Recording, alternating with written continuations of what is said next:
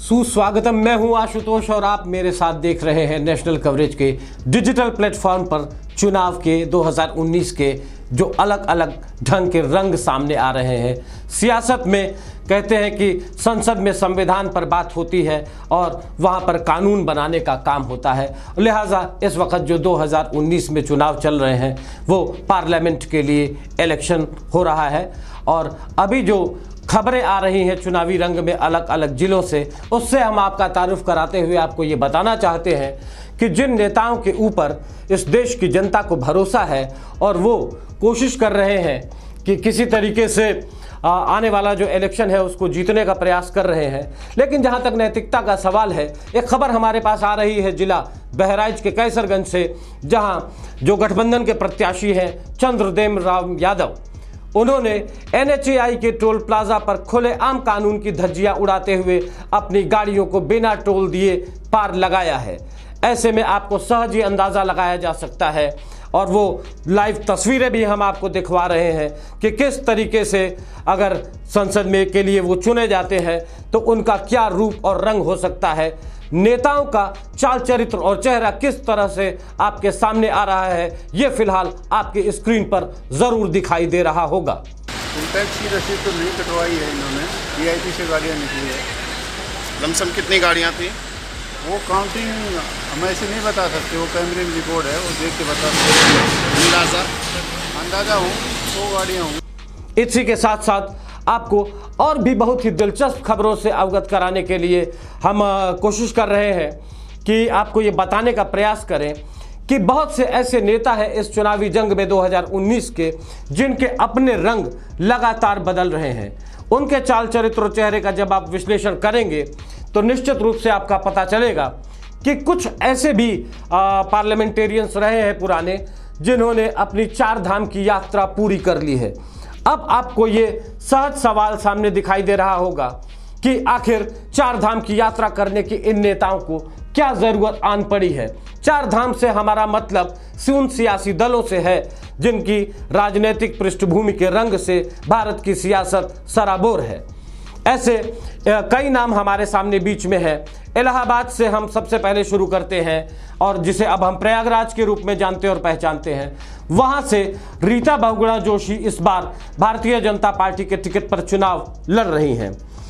रीता बहुगुणा जोशी ने अपनी सियासत का आगाज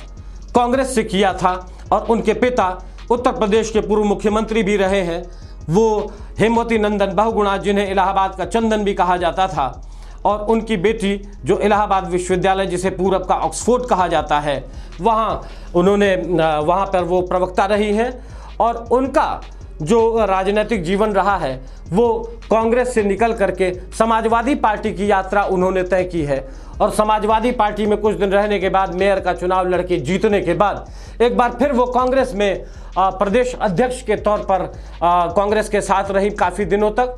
लेकिन जब उनको कांग्रेस में कोई उम्मीद आगे दिखाई नहीं दी तो उन्होंने अपना रंग बदलते हुए और 2017 में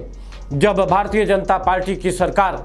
जिस चुनाव में बनी थी उसमें उन्होंने भारतीय जनता पार्टी का दामन थामते हुए लखनऊ से चुनाव लड़ा और वो लखनऊ से चुनाव जीत भी गई। इस मंत्रिमंडल में फिलहाल वो मंत्री हैं और प्रयागराज से इस बार वो लोकसभा का चुनाव भी लड़ रही हैं। देखने वाली बात ये होगी कि आने वाले दिनों में उनके 4 धाम की यात्रा कब पूरी होगी। फिलहाल उन्होंने सियासत में 3 दलों को अब तक ज्वाइन कर लिया है। अब हम आपको बताते हैं कि एक और मंत्री है उत्तर प्रदेश सरकार में, काबीना मंत्री है वो, उनका नाम है दारा सिंह चौहान, जो फिलहाल घोसी लोकसभा क्षेत्र से वो सांसद रहे हैं और पीछे उनका जो सियासी कैरियर शुरू हुआ वो सन 1996 में शुरू हुआ, जब 1996 में उन्हें पहली बार मायावती की BSP में राज्यसभा के लिए चुना गया और वो राज्यसभा में उन्होंने अपना कार्यकाल पूरा किया। वो राज्यसभा की सीट रिक्त हुई थी मायावती के इस्तीफा देने के वजह से। वहाँ से दारा सिंह चौहान को दिया गया था राज्यसभा के लिए टिकट, और उसके बाद जब अगली बार उनको BSP से टिकट नहीं मिला तो उन्होंने समाजवादी पार्टी के साइकिल की सवारी कर लिया और उसके बाद उनका जो पूरा बीएसपी के उसमें एक रंगा हुआ नीला नेटवर्क था वो अचानक से रातों रात बदल गया और उन्होंने समाजवादी पार्टी में फिर राज्यसभा के लिए चुनाव लड़ने का टिकट भी हासिल किया और साथ ही साथ वो राज्यसभा के लिए इलेक्टेड भी हुए और समाजवादी पार्टी के बतौर राज्यसभा के मेंबर वो समाजवादी पार्टी के साथ रहे। इसके के बाद उन्होंने जब समाजवादी पार्टी ने अगली बार उनको टिकट नहीं दिया तो उन्होंने अगली बार कांग्रेस का दामन थामा और काफ़ी दिनों तक वो कांग्रेस के भी साथ रहे। हालांकि कांग्रेस ने उनको कोई खास तवज्जो नहीं दिया तो इससे बाद वो रुष्ट होकर के एक बार फिर बहुजन समाज पार्टी में वापस आ गए। बहुजन समाज पार्टी ने उन्हें सांसद के तौर पर घोसी से टिकट दिया जहां से वो इलेक्टेड भी हुए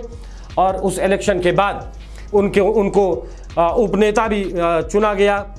नेता चुना गया संसदीय दल का और बीएसपी ने उनके ऊपर बहुत भरोसा जताया। लेकिन जो पिछला चुनाव 2017 का था उसमें एक बार फिर दारा सिंह चौहान ने अपना रंग बदलते हुए अपने चारों धाम की यात्रा पूरी कर लिया और सियासी तौर पर उन्होंने भारतीय जनता पार्टी का दामन थाम लिया। उन्हें विधानसभा का टिकट भी मिला, वो चुनाव भी जीते और इस वक्त वो उद्यान और वन मंत्री के तौर पर, एक काबीना मंत्री के तौर पर उत्तर प्रदेश सरकार में लगातार काम कर रहे हैं। ये तो रहा हमारे दो नेताओं का खाका जो आपके सामने हमने रखा और इसी के साथ एक बड़ा नाम जो पूर्वांचल की राजनीति में सामने आता है वो है रमाकांत यादव का। रमाकांत यादव भी फिलहाल अपने चारों दलों की यात्रा पूरी कर चुके हैं और सबसे पहले उन्होंने अपना सियासी कैरियर जो शुरू किया था वो शुरू किया था कांग्रेस जगजीवन राम के नाम पर, जिसमें वो जीते भी थे और उसके बाद उन्होंने समाजवादी पार्टी ज्वाइन किया। समाजवादी पार्टी में से वो सांसद भी चुने गए और उसके बाद जब समाजवादी पार्टी से उनकी कुछ अनबन हो गई, मुलायम सिंह यादव से उनके रिश्ते कुछ तल्ख हो गए, तो उन्होंने बहुजन समाज पार्टी का दामन थाम लिया और बहुजन समाज पार्टी से भी वो चुनाव लड़के एक बार संसद जा चुके हैं। इतने के बाद जब बहुजन समाज पार्टी से उनका तालमेल नहीं बैठा तो उन्होंने पिछले चुनाव में भारतीय जनता पार्टी का दामन थाम लिया और भारतीय जनता पार्टी के साथ उन्होंने मुलायम सिंह यादव के सामने यानी कि अपने राजनीतिक गुरु के सामने ही ताल ठोकते हुए ठीक ठाक वोट भी हासिल कर लिया था। अब जब इस बार आजमगढ़ के संसदीय चुनाव 2019 में उन्हें टिकट भारतीय जनता पार्टी ने नहीं दिया है तो उन्होंने अपना एक अलग रंग दिखाते हुए कांग्रेस को ज्वाइन कर लिया है और कांग्रेस ने फौरन से पेशतर उनको भदोही से चुनाव लड़ाने के लिए आगे बढ़ा भी दिया है और वो भदोही से ताल ठोक के चुनाव लड़ भी रहे हैं। इसी तरह से आपको एक चौथे ऐसे व्यक्तित्व से आपको रूबरू कराते हैं जिनका नाम राम भुवाल निषाद है। वो उन्होंने अपनी यात्रा शुरू किया था कौड़ी राम के विधायक के तौर पर 2004 में, वो मंत्री भी बने थे और उसके बाद उनका तालमेल ठीक नहीं बैठा तो उन्होंने उपचुनाव में बीजेपी में के रंग में वो भगवा रंग में रंग गए। इस बार फिर उन्होंने एक बार पादा बदलते हुए गोरखपुर से चुनाव लड़ने का मन बनाया और महागठबंधन के प्रत्याशी के तौर पर इस बार वो योगी आदित्यनाथ के गोरखपुर से ताल ठोक रहे हैं बीजेपी के खिलाफ। देखने वाली बात ये होगी कि उनकी चारधाम की यात्रा तो अभी पूरी नहीं हुई है, लेकिन आने वाले दिनों में सियासत का कोई रंग अगर और सामने आता है तो उनका क्या कदम होता है। इसी तरह के कुछ और रोचक और दिलचस्प खबरों से हम आपको लगातार रूबरू कराते रहेंगे नेताओं के रंग रूप से और उनके चाल चरित्र और चेहरे से, उनकी विचारधारा से। लगातार हमारे साथ बने रहिए और देखते रहिए नेशनल कवरेज।